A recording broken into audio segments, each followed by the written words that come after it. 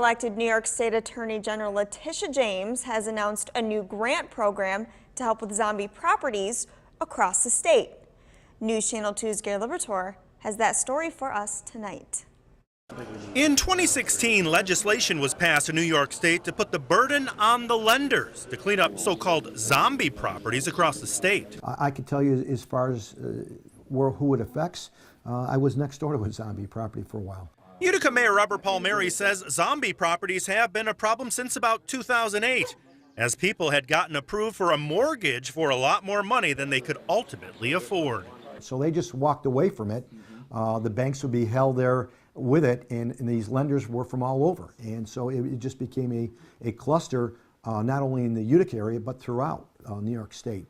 Also in 2016, the State Attorney General's office instituted a program called the 2016 Zombie Remediation and Prevention Initiative. That gave a total of $13 million, ultimately to 76 municipalities across the state. Utica received $250,000. It affects everybody, but unless you're living next door to it, you don't understand how frustrating it really is. The money was to be used for improved data collection and analysis to track vacant and abandoned properties.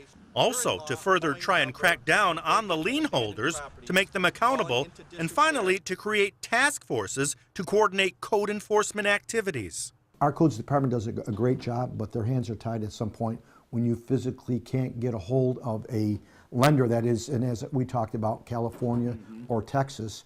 On Saturday, newly elected Attorney General Letitia James announced what she calls Zombies 2.0. That will give a total of $9 million to municipalities across the state to build on their previous work, or first-time grantees the money to begin their zombie property fight. And I have to say, I have to applaud the Attorney General at this point, because this is a program that is very much needed. Mayor Palmieri says Utica will apply for the new funding by the deadline of March 8th. Awards are expected to be announced on April 9th. In Utica, Gary Liberatore, News Channel 2.